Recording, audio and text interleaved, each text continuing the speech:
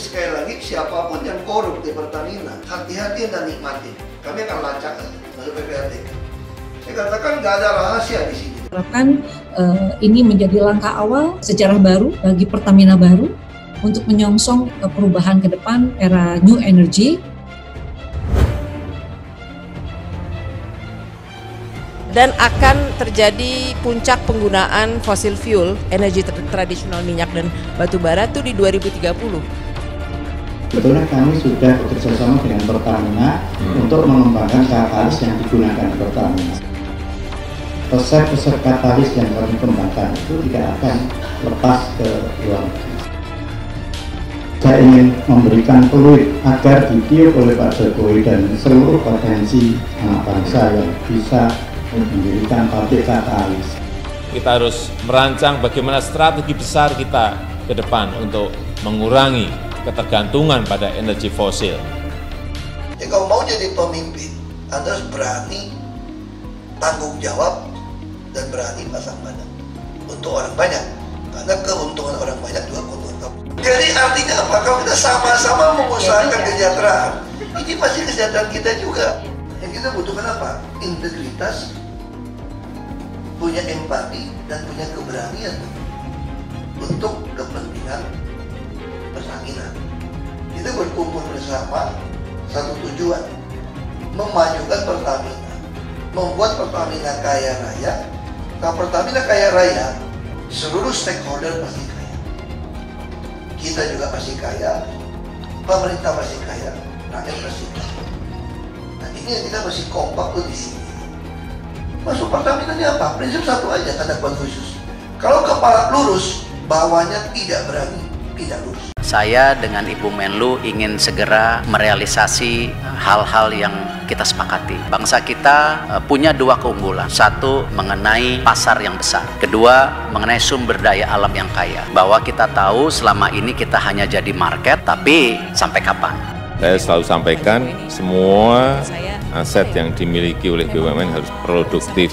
Kementerian Luar Negeri akan sepenuhnya mendukung program BUMN Go Global.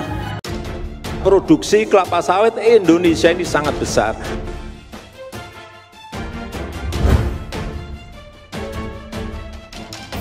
Dan kita harus melepaskan diri dari ketergantungan pada energi fosil yang tak sadar suatu saat pasti akan habis.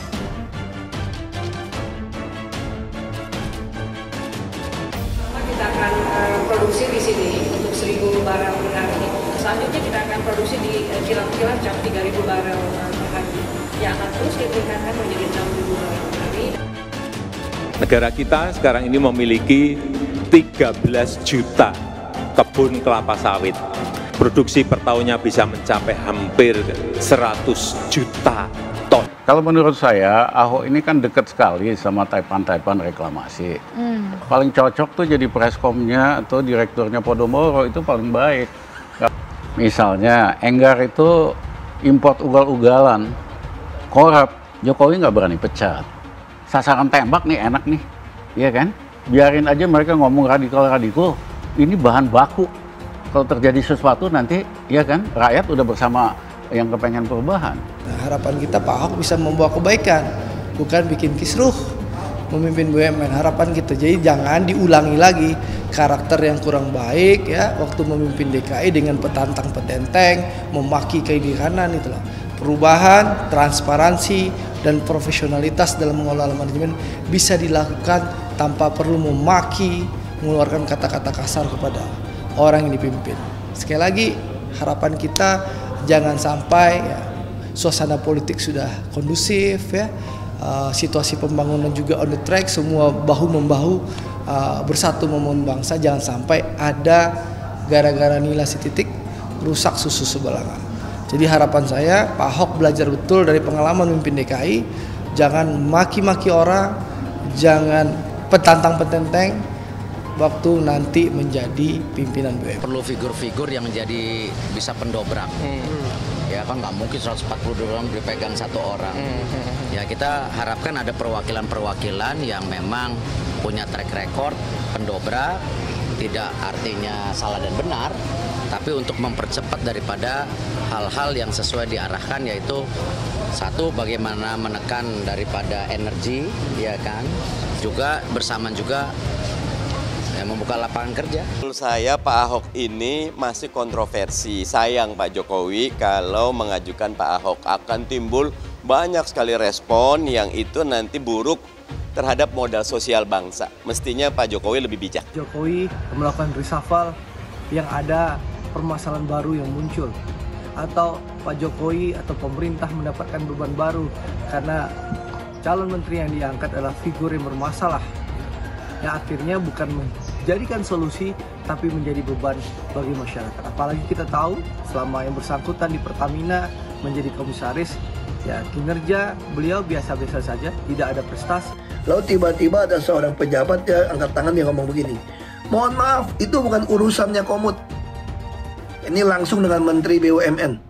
Begitu dia ngomong seperti itu, saya senyum aja. Saya coba bilang sama dirut yang lain, sekali lagi kalian lakukan seperti ini, saya akan mengajukan mundurkan diri atau pecat kalian. Hai teman-teman, saya mau memperlihatkan transaksi saya hari ini lakukan trading di eToro. Ini bukti transaksi saya untung $4.500 US, itu sekitar 68 juta rupiah. Semua keuntungan bisa saya dapatkan dengan fasilitas copy trading di eToro. Kalau saya bisa, kalian juga bisa guys. Oke, itu yang mau saya tunjukkan. Like video ini sekarang juga dan gunakan link di kolom deskripsi, maka kalian berhak dapatkan $50 sebagai bonus kalian. Promo ini ada masa waktunya guys, jadi jangan ketinggalan. Bukan cuma itu saja guys, kalian juga bisa menikmati trading global tanpa komisi yang belum difasilitasi oleh broker lokal atau lainnya. Selamat menonton guys, enjoy! Hai semua, dengan saya Jonas Leong. Terima kasih banyak buat kalian penonton setia yang selalu menonton di channel ini. Saya secara personal sangat menghargai waktu kalian, dan saya sudah menganggap kalian sebagai family karena kalian selalu support di channel ini. Bagi kalian yang selalu menuliskan opini kalian di kolom komen, saya baca komen kalian satu persatu. Saya baca komen kalian untuk mengetahui opini kalian, tanggapan kalian, dan masukan kalian sangat berguna untuk video selanjutnya. Terima kasih banyak buat kalian yang selalu menekan tombol like di awal video. Video seperti ini membutuhkan waktu dan juga research. Dan ini semua gratis untuk kalian. Jadi pastikan kalian menekan tombol like-nya, supaya saya mengetahui kalian menyukai konten yang saya bagikan. Buat kalian yang ingin mencoba bermain saham, silahkan tekan link di kolom deskripsi. Thank you. Ibaratnya taruh apa ya? Ada saya, transparansi kita buka. Kita malah taruh di SSD.com ini orang dari KPK. Jadi sekarang kita ada MOU dengan KPK. KPK setiap saat bisa minta data apa saja. Kita mau kejar PPATK. Jadi sekali lagi, siapapun yang korup di Pertamina, hati-hati dan nikmati. Kami akan lacak masuk PPATK. Saya katakan nggak ada rahasia di sini, semua harus dibuka. Nah ini yang kita lakukan sekarang. Nah, yang paling penting bagi saya, insan Pertamina harus yakin atas Pertamina, harus memiliki Pertamina. Cerita mau holding subholding ini udah lama ceritanya. Jadi kalau bilang pengetahuan ya buat insan Pertamina, buat pejabat direksi Deko Pertamina, bayar konsultan kali per dunia apa juga tahu.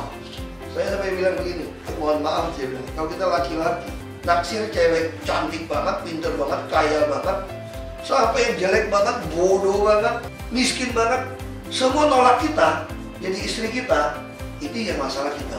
Tapi dapat jenis kelamin yang nggak jelas tadi, pasti kita masalah udah. Itu kita rampingkan dulu, kita mau penghematan minimal 20%, kita periksa, kita kirim audit terus, salah di mana. Dan saya senang kita udah bertemu audit. Karena kan kita nyelamatin, saya ditaruh sini kan untuk menyelamatkan uang Pertamina. Saya digaji untuk menyelamatkan uang Pertamina. Nah sudah, pasti saya akan berupaya untuk lakukan. Walaupun kalian bisa main politik macam-macam, saya kan orang politik, main politik sama saya masih udah biasa. Nah, yang paling penting bagi saya, insan Pertamina harus yakin atas Pertamina. Kampus ITB, pabrik katalis berkapasitas 800 ton per tahun yang akan dibangun tersebut merupakan pabrik katalis nasional pertama di Indonesia yang 100% dikembangkan dan dibangun oleh anak bangsa. Berlokasi di kawasan Rium, Teknik Reaksi Kimia dan Katalis ITB Profesor Dr. Insinyur Subagio, pabrik katalis ini akan mulai dibangun pada September 2020 dan diharapkan akan mulai berproduksi pada triwulan kedua 2021, akan membuka peluang bagi Indonesia untuk mandiri dalam teknologi proses dan ketahanan energi. Pada sebelumnya, Profesor Subagio pernah menyampaikan kepada Presiden Joko Widodo mengenai keinginannya agar Indonesia dapat memiliki pabrik katalis sendiri. Dengan begitu, resep-resep katalis yang selama ini telah dikembangkan tidak lepas ke luar negeri. Sebab, resep-resep formula katalis tersebut saat ini terpaksa dijahitkan ke pabrik milik multinasional. Jadi sejak 2 tahun saya sudah menginginkan ada pabrik katalis sehingga resep-resep katalis yang kami kembangkan itu tidak akan lepas ke luar negeri. Saat ini resep-resep itu terpaksa dijahitkan katalisnya ke pabrik milik multinasional. Di bab terbarukan, akan terjadi transformasi penggunaan energi dari yang tradisional, yaitu minyak bumi dan batu bara, dan akan terjadi puncak penggunaan fossil fuel, energi tradisional minyak dan batu bara itu di 2030. Setelah itu akan mulai menurun karena akan beralih ke energi terbarukan. Direktur Utama PT Pertamina Nike Widiawati mengatakan, sudah saatnya Indonesia bergerak dalam pengembangan renewable. Mulai trennya menurun mulai 2030. 10 tahun itu sebentar. 10 tahun itu sebentar sekali. Kalau kita tidak melakukannya mulai hari ini, maka kita akan terlambat. Ketika semuanya sudah berubah, kitanya belum bergerak, apalagi dengan badan yang besar. Ya, kalau mau jadi pemimpin, Anda harus berani tanggung jawab dan berani pasang badan untuk orang banyak, karena keuntungan orang banyak juga keuntungan kamu. Jadi artinya apa? Kalau kita sama-sama mengusahakan kesejahteraan, ini pasti kesejahteraan kita juga. Jadi kan saya butuh 3.000 agen perubahan, dan saya harap anak-anak di bawah 40 ini udah kerja 10 tahun lebih di Pertamina, sudah bisa jabat direksi semua. Nah, yang kita butuhkan apa? Integritas, punya empati, dan punya keberanian untuk kepentingan Pertamina. Kita berkumpul bersama satu tujuan, memajukan Pertamina, membuat Pertamina kaya raya. Kalau Pertamina kaya raya, seluruh stakeholder pasti kaya. Kita juga pasti kaya, pemerintah pasti kaya, rakyat pasti kaya. Nah, ini yang kita mesti kompak tuh di sini. Masuk Pertamina ini apa? Prinsip satu aja, tanda Konfusius. Kalau kepala lurus, bawahnya tidak berani pindah lurus. Memperbaiki supply chain yang ada di Indonesia, bahwa kita tahu selama ini kita hanya jadi market, tapi sampai kapan? Program kerjasama BUMN Go Global tersebut, Erick berencana akan melakukan akuisisi beberapa perusahaan di luar negeri. Ia pun menjelaskan, jika rencana ini bukan semata untuk gaya-gayaan saja, melainkan bagian dari BUMN Go Global guna memperbaiki ekosistem supply chain Indonesia. Kita juga melakukan akuisisi daripada beberapa perusahaan yang ada di luar negeri. Ini tujuannya simple, yaitu memperbaiki supply chain kita. Bukan suatu program yang istilahnya gaya-gayaan, tetapi ini yang harus benar-benar bisa memperbaiki daripada ekosistem yang kita harapkan untuk bangsa kita. Erick juga mengungkapkan jika Indonesia merupakan negara yang unggul dibandingkan dengan negara lain, lantaran memiliki pasar yang besar dan sumber daya yang melimpah. Namun sayangnya, Indonesia masih tertinggal dalam sektor logistik dan teknologi. Bangsa kita punya 2 keunggulan. Satu, mengenai pasar yang besar. Kedua, mengenai sumber daya alam yang kaya. Tetapi di 2 pihak lain seperti logistik dan teknologi kita masih kekurangan.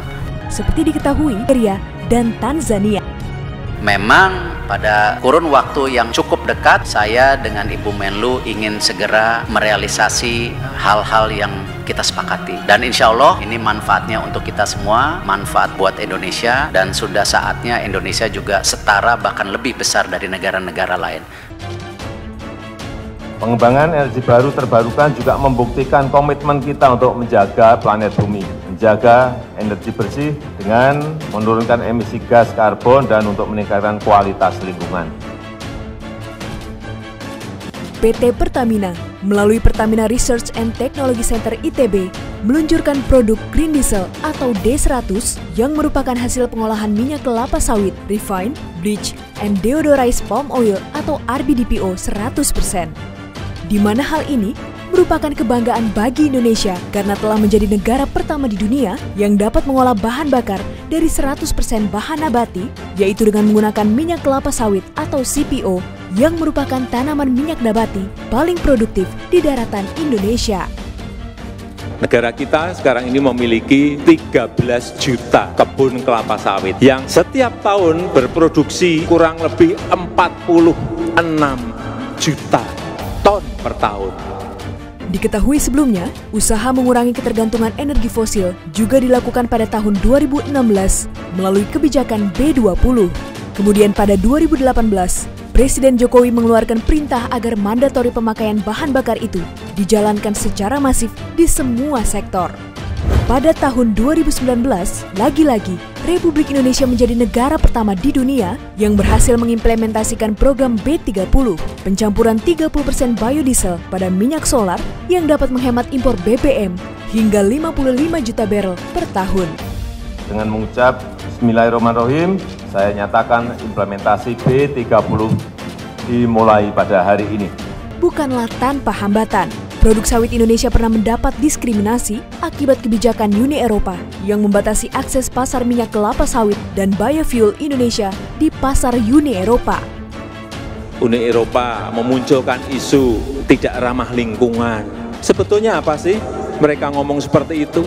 Karena sawit ini bisa lebih murah dari minyak bunga matahari yang dihasilkan oleh mereka. Ini hanya perang bisnis antar negara, perang ekonomi antar negara, tapi dipakai alasan terus.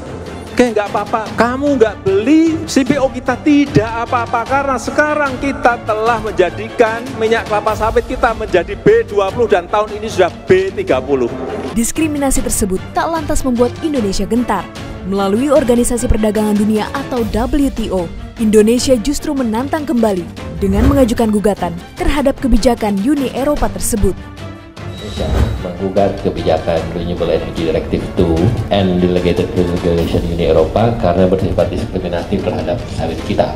Kepala Laboratorium Teknik Reaksi Kimia dan Katalis ITB Subagio yang juga merupakan perintis bahan bakar 100% sawit, mengatakan usaha yang dilakukannya untuk menemukan formula yang cocok tidaklah mudah. Setidaknya, ia membutuhkan waktu hingga 30 tahun untuk menemukan formula tersebut. Hadirnya produk green diesel atau D100 menjadi jawaban untuk menyediakan energi ramah lingkungan di Indonesia. Selain itu, kehadiran D100 akan membuat produksi penyerapan kelapa sawit domestik menjadi lebih optimal. Tentu hal ini pun akan membawa keuntungan bagi para petani sawit Indonesia. Pengembangan energi baru terbarukan juga membuktikan komitmen kita untuk menjaga planet bumi. Di Indonesia gitu, ada yang jelek ya, ada yang bagus performanya, ada yang biasa saja gitu ya, dan ada yang memang butuh perhatian khusus. Oke. Walaupun misalnya secara keuntungan itu baik, tapi bisa saja dari segi pelayanan publiknya kurang, ataupun dari segi kinerjanya, dari segi keuangan juga kurang. Nah, itu yang kami pertimbangkan, yang bisa samping satu sisi bisa mengetahui pengelolaan perusahaan, tetapi sisi lain juga mengetahui bagaimana pelayanan terhadap publik. Oke. Nah, disinilah kami lihat bahwa Pak Ahok ini punya keduanya yang kami lihat bisa kita dibutuhkan oleh satu BUMN yang kami lihat sangat cocok untuk orang seperti beliau, yang pelayanan publiknya yang dibutuhkan sangat cepat. Pak Ahok di sebuah BUMN itu memberikan sebuah dinamika yang menarik, market menerima dengan baik.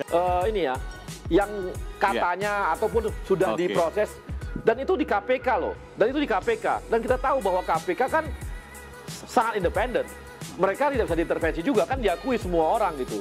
Sampai sekarang ini banyak orang mengatakan bahwa ya kontroversi KPK dengan pemerintah lah, itu artinya KPK sangat independen untuk menangani kasus ini juga. Jadi kami lihat sampai hari ini untuk kasusnya Pak Ahok yang katanya itu ya nantilah itu kita lihat proses yang terjadi, tapi kita lihat bahwa Pak Ahok ini cocok. Justru kita lihat bahwa ini adalah bagian dari ada tanggung jawab bahwa orang-orang yang selama ini kita anggap baik itu kita berikan tanggung jawab. Makasih banyak buat kalian yang nggak skip dan nonton video ini sampai habis. Saya secara personal sangat menghargai waktu kalian. Makasih banyak buat kalian yang sudah tekan tombol subscribe, dan makasih banyak buat kalian yang sudah tekan tombol loncengnya. Jangan lupa bagikan informasi ini ke teman atau family Anda. Mungkin teman atau family Anda membutuhkan investasi ini. Oke guys, sekian dulu dari saya. Jangan lupa follow Instagram saya di @johannesleongofficial untuk kata-kata motivasi setiap harinya. Bagi kalian yang termotivasi nonton video ini, ayo like video ini dan subscribe di channel ini. Dan buat kalian yang sudah subscribe di channel ini, jangan lupa tekan tombol loncengnya, supaya kalian mendapatkan notifikasi setiap kali saya upload video. Saya menggunakan eToro untuk melakukan investasi. eToro merupakan broker multi aset di mana Anda dapat berinvestasi pada pasar keuangan global, seperti di saham, komoditas, forex, cryptocurrency, atau di ETF. eToro juga dikenal dengan social trading platform, di mana Anda bisa mengcopy transaksi dari trader profesional, sehingga cocok sekali bagi Anda yang sibuk atau tidak memiliki keahlian untuk trading atau berinvestasi sendiri. Misalnya Dave menggunakan eToro untuk menduplikasi aktivitas trading Steve. Jika Steve untung, maka Dave juga untung. Mau untung seperti Steve? Gunakan copy trade hanya di eToro. Pastikan gunakan link di kolom deskripsi untuk mendapatkan bonus. eToro adalah broker aman dan terregulasi di dunia. Kalian bisa trading saham, forex, cryptocurrency, komoditas, dan lainnya. eToro adalah one-stop shopping, tidak seperti broker lainnya. Dengan eToro hanya modal $200 atau 3 juta rupiah saja, kalian sudah bisa trading secara internasional. eToro adalah broker pertama di Asia yang memfasilitasi trading saham di Amerika 100% tanpa komisi atau manajemen fee, dan juga kalian bisa melakukan unlimited trading. eToro juga memfasilitasi pembelian fractional share dan juga tidak ada subscription bulanan yang ada di broker lain. eToro juga mempunyai flexible leverage atau kalian bisa mengatur leverage untuk trading dari 1 kali sampai dengan 400 kali. Untuk penggunaan aplikasi di handphone disupport oleh semua internet provider. Pastikan kalian registrasi menggunakan link di kolom deskripsi untuk mendapatkan bonus saat registrasi. Setelah registrasi, download apps eToro menggunakan Google Play atau App Store di handphone kalian. Untuk mengakses website eToro tanpa VPN, silakan tekan link di kolom deskripsi. Dengan fasilitas fractional share, kalian bisa membeli saham Google, Facebook, Amazon hanya dengan $50 saja atau 700.000. Jadi siapa bilang beli saham internasional membutuhkan modal fantastis. Coba juga fasilitas copy trading, sangat cocok untuk pemula. Dengan copy trading ketika trader profesional untung, maka kalian otomatis akan mendapatkan keuntungan juga. Dan di eToro menggunakan fasilitas copy trading, tidak ada manajemen fee sama sekali. Untuk tutorial dan fasilitas eToro, bisa langsung cek di kolom deskripsi. Untuk menanyakan tentang registrasi di platform eToro, kalian juga bisa menghubungi customer support eToro berbahasa Indonesia di kolom deskripsi. Pastikan kalian registrasi menggunakan link di kolom deskripsi untuk mendapatkan bonus. Kalian masih nonton? Johannes Leong akan bagikan banyak sekali hadiah. Ada banyak sekali iPhone, aku siap bagikan dan setiap hari akan ada pemenangnya. Aku mau sebanyak mungkin kalian dapatkan hadiah ini. Caranya cuma satu aja, kalian tinggal melakukan 2 kali klik. Klik yang pertama adalah kalian tinggal klik di tombol subscribe Johannes Leong di kanan bawah. Klik yang kedua adalah klik follow di Instagram aku Johannes Leong Official. Jadi kalau kamu dapat hadiah dari aku akan DM kamu langsung pakai akun aku.